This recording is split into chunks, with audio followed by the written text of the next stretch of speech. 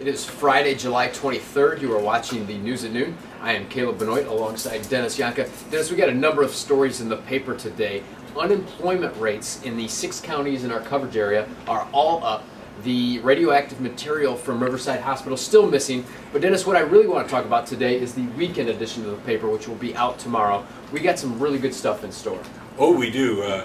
I'm interested, of course, in racing. It's a mid-season championship tonight out at the fairgrounds, and I'm looking forward to that. And I'm looking forward to a story that people get to read about 1953. The only death ever at the racetrack occurred that year, about this time in July.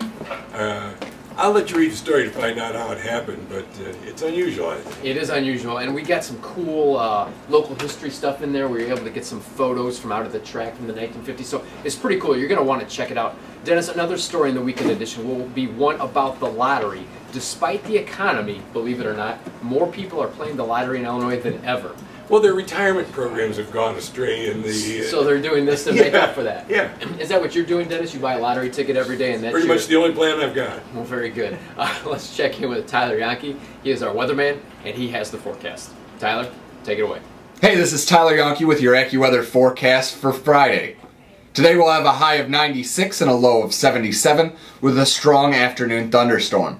Tomorrow a high of 92 and a low of 66 with one early storm and several more in the night. And Sunday a high of 84 and a low of 64 with partly sunny skies. This has been Tyler Yonke.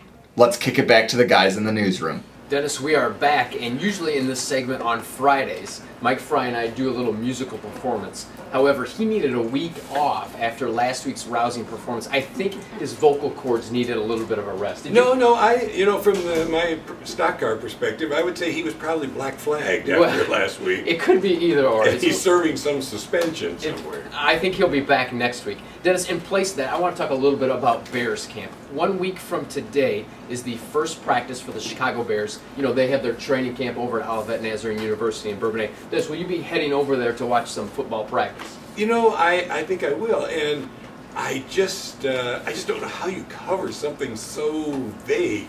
I mean, there's a practice session here, but not everybody does it, and then there's one over here. Yeah, it's somehow tough to follow. You know, there's stuff going on all the time. We usually send 2 reporters over there for every practice. So, yeah, there's a lot going on, a lot to keep track of. It's not easy. Maybe like you out at the Speedway on Friday nights, a lot to focus on. Oh, there is. I was thinking, though, that never any cameras at Central High School during my football practice. They didn't take pictures of you? No. Were you all state? I figured you were probably a powerhouse back 3 plays. 3 plays. I made 3 plays in 2 years. Surprising you they never got a photo of any of those. No. Bears camp coming up. Make sure you check that out.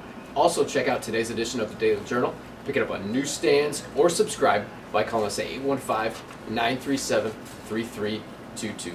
Until next week, you stay classy. Good. You can talk about how you play the lottery every day. Well, it's my only retirement plan. You and everybody else in the state. I'll come back and I'll say something like, after last week's rousing musical performance, Brian needs a week to adjust his vocal cords. Well, I wasn't going to let it go without mentioning the non-musical Friday. Okay, you can throw a jab at Fry if you want. Yeah.